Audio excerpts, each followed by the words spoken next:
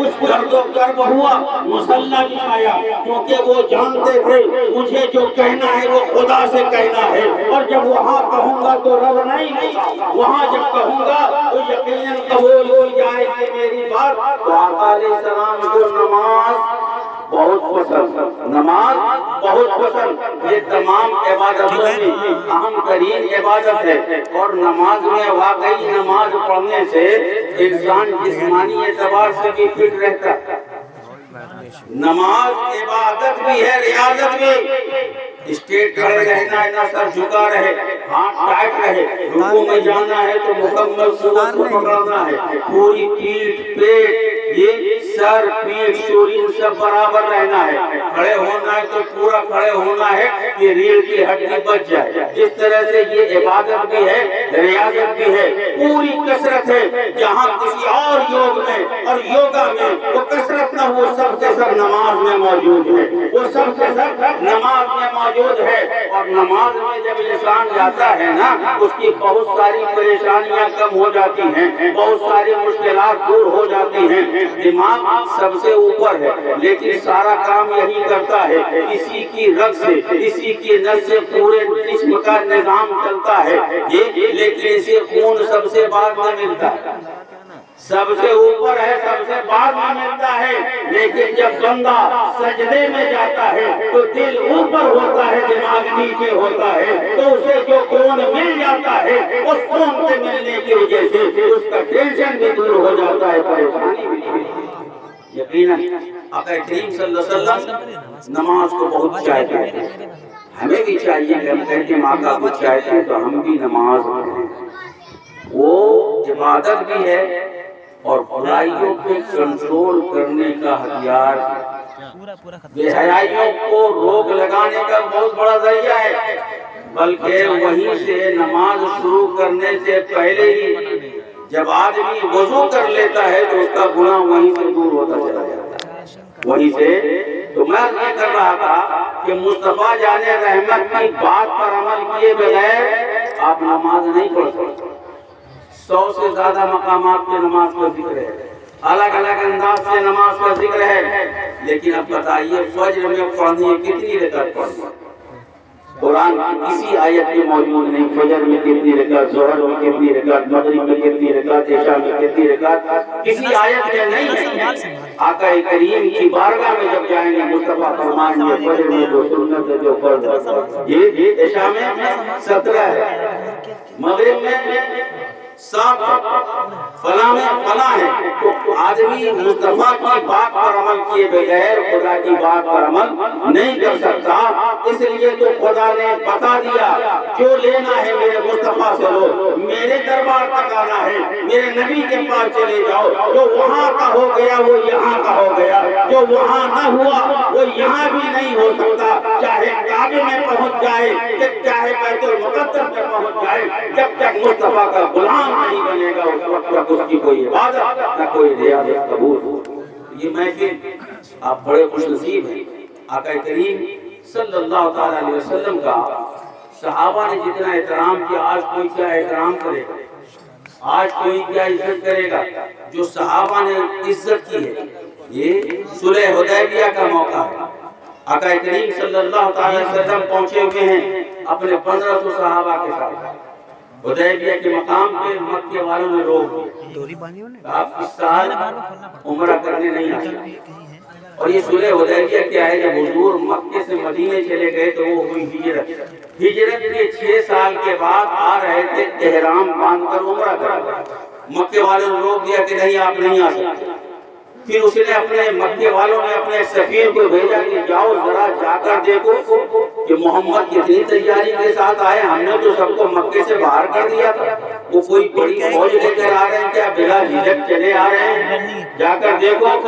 وہ ابن مسعود رضی اللہ تعالیٰ عنہ جو اس وقت ایمان نہیں لائے تھے، انہیں سفیر بنا کر بھیجا گیا، وہ آئے، جب آئے وہاں پر دیکھا حضور وضو فرما رہے صلی اللہ علیہ وسلم، آپ وضو کر رہے ہیں تو آپ کے وضو کا پانی صحابہ کی نگاہ میں اتنا اہم تھا کہ ایک قطرہ بھی زمین پر نہیں گرنے دیتے جو پانی گرتا کسی صحابی کے ہاتھ پر دیتا. وہ کانو یقتلون، روایت میں آتا ہے بخاری کی روایت، ایسا لگتا تھا کہ اس پانی کو لینے میں ایک دوسرے سے قتال کر لیں گے، ایک دوسرے کو ضبط کریں گے. وہ پانی کو لیتے تھے اپنے چہرے پر مل لیا کرتے تھے، اور جسے پانی نہیں ملتا وہ دوسرے کے بھیگے ہوئے ہاتھ کو لے کر اپنے چہرے پر مل لیا کرتے تھے. اس میں ہے اگر حضور تھوک پھینکتے وہ کسی نہ کسی کے ہاتھ پہ جاتا، زمین پر نہیں گرتا. اور وہ اپنے مسعود جاتے ہیں اور جانے کے بعد کہتے ہیں اے مکہ والو صلح کر لو، اے مکہ والو سمجھوتا کر لو، اے مکہ والو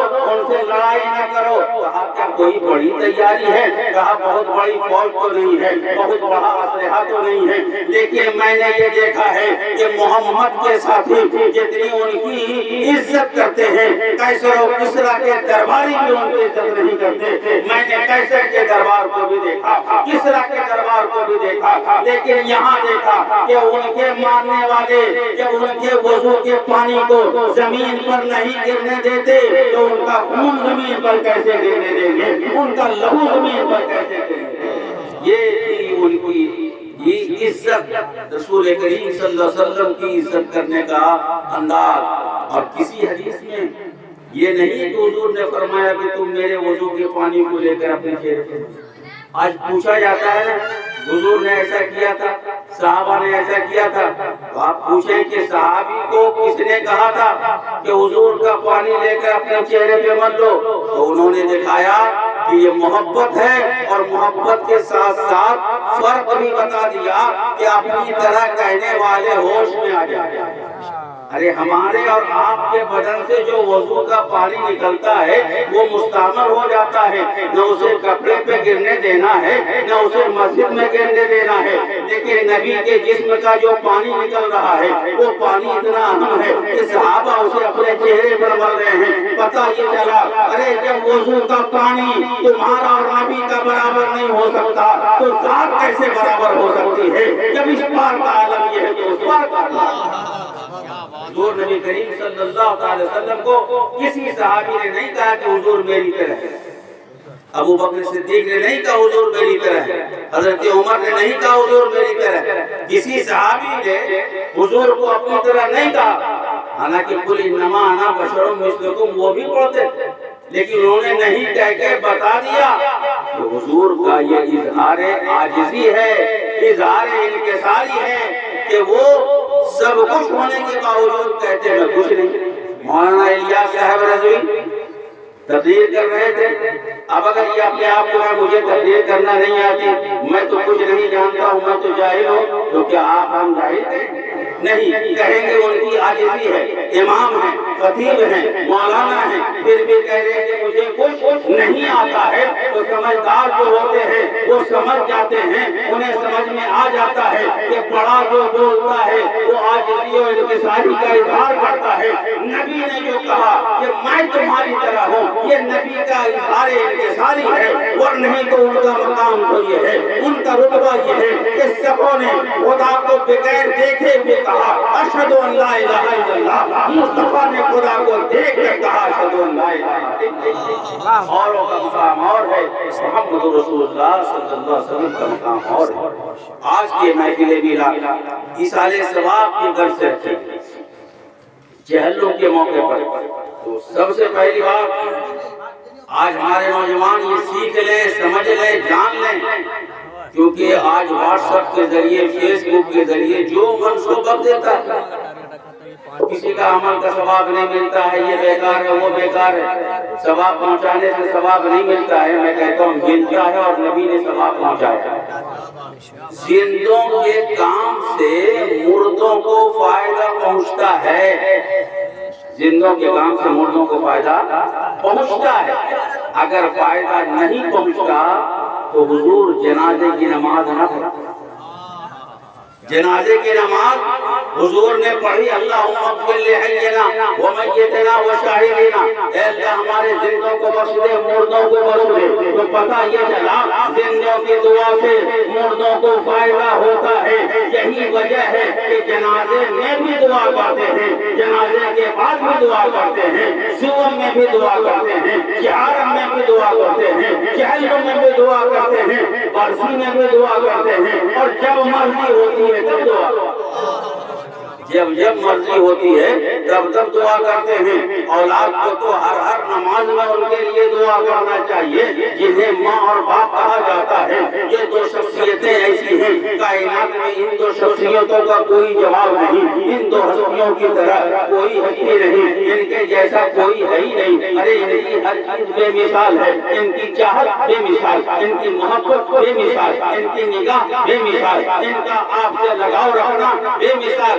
ایک جملہ کہنا چاہوں، اس دنیا کے جتنے تعلقات ہیں سب کا کوئی نہ کوئی مقصد ہے، چاہے دینی مقصد ہو یا دنیاوی مقصد ہو، لیکن ماں باپ کا تعلق جو اپنی اولاد سے ہوتا ہے وہاں نہ دنیاوی مقصد ہوتا ہے نہ دینی مقصد ہوتا ہے، صرف محبت ہوتی ہے، محبت۔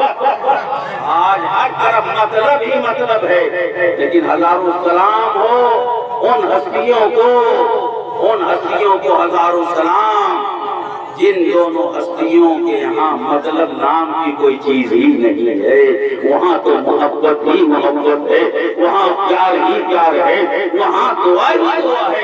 آج لوگ دعا کرانے کبھی یہاں کبھی وہاں، ارے یہاں وہاں بعد میں جاؤ، اپنی جنت کے پاس پہلے چلے جاؤ، جنت کے دروازے کے پاس پہلے چلے جاؤ۔ اگر تمہیں مصطفیٰ کی حدیث پر یقین ہے کہ ماں کے قدموں کے نیچے جنت ہے تو دعا کرنی ہے، تو اپنی جنت کے قریب بیٹھ کر دعا کرو، دعا تمہاری قبول۔ اپنی جنت کے قریب میں بیٹھ کے دعا کرو، جب جنت کے قریب میں بیٹھ کے دعا کرے گا دعا قبول نہیں ہوگی؟ ارے بالکل قبول ہوگی۔ جیسے نبی کی دعا کو خدا رد نہیں کرتا، اگر ماں باپ کسی کے لیے دل سے دعا کرتے تو خدا اسے رد نہیں۔ یہ اور بات ہے کہ کبھی کبھی دعا کا اظہار یہاں نہیں ہوتا۔ آپ نے دعا کیا، میں نے بیان کر دیا کہ باپ دعا کرے ماں دعا کرے تو اللہ اس کی دعا کو قبول کرتا ہے۔ آپ نے دعا کیا میرا بیٹا BPSC